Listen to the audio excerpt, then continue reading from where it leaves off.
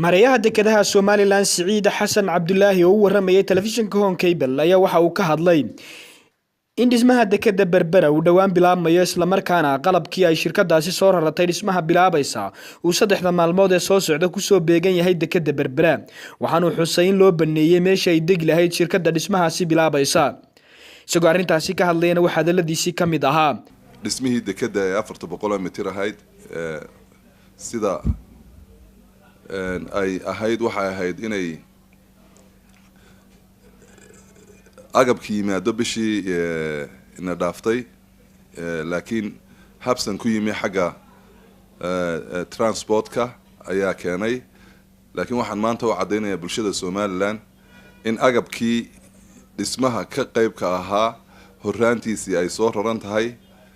lagana yaabo 3 cisho soo socda inuu soo gaadho dekeda Berbera ee caalamiga marka runtii waxa weeye dad badan oo aan jeclaysan horumarka Somaliland ayaa had iyo jeer ka hadla ama yiraahda DBWL dib u noqotay heshiiskii way ka noqotay wax allaale wax ka jira ma jiraan dadka noocaas waxaan u aragnaa inay yihiin cadawga Somaliland waayo ummadda Somaliland horumarka jecel marnaba hadallada noocaas kaga hadasho website-yada iyo meelaha runtii dadka wararkan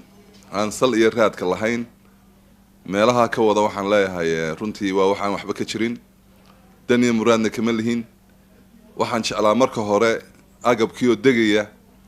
inaan ka warbixiyo laakiin alxamdulillah rabbil caalamiin 3 cisho dambe ayuu soo degaya sidaan horeba u sheegay waxa soo rartay alaabta hordhacooda shirkadda la yiraahdo Yaasiin Shipping dadku way wada garanayaan wala la xiriiri karaa waxa kale oo jira hawsha horaanteedu waxay bilaamaysaa January 15keeda qaybta badda ee la soo dhisayo insha Allah sidaan horeba u sheegay marka hawshaasi gabagaba ayay ku jirtaa dadka warxamada shilka inaan dheg loo taagin man rajaynaa insha Allah imikada sababu bilaayay Cabdikariinow imika lafteeda mar hadii site-kii laga shaqeynayo shirkadda 8 xubnood oo saraakiil ay ka joogaan agaftii ay site-kii ku jirto shaqadu way bilaabantay laakiin agabku istaba socda muddada la rabo inay ku dhamaataana waa 24 bilood muddadii la saxeexay heshiiska 12 October ay ka soo bilaabaysaa waxaanu eegnaaba muddada October 24 bilood gudahood in shaqadii ku dhamaato sidoo kalena mareeyaha dekedaha Somaliland Siciid Xasan Cabdullaahi waxa uu baaq u diray xisbiyada qaranka Somaliland isagoo ugu baaqay in aanay siyaasadaynin shaqaalaha ka howlgala dekeda caalamiga ah ee Berbera isagoo arintaasi ka hadlayna waxa hadaladiisi kamid ahaa waxa kale oo jecelahay maanta inaan fursadan uga faa'iideysto Home Cable baryahan dambe waxay soo tareysay xisbiga UCID oo isagu runtii u soo magacaabay xubno ka tirsan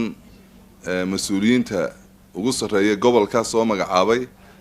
kuwaas oo ka tirsan shaqaale weynaha dekeda Berbera runtiina isma qabanayso mas'uul xisbi inuu dekeda ka shaqeeyo oo siyaasad dhexdeeda laga bilaabo waxaan halkan maanta u cilaaminayaa dhammaan xisbiyada qaranka hadduu yahay kulmiye hadduu yahay wadani hadduu yahay UCID inaan la siyaasadayn ama siyaasad laga dhex abuurin shaqaale weynaha dekeda Berbera oo ah laf dhabarta qaranka Jamhuuriyadda Somaliland Cabdikariim Siciid Saalax telefishinka Home Cable Hargeysa.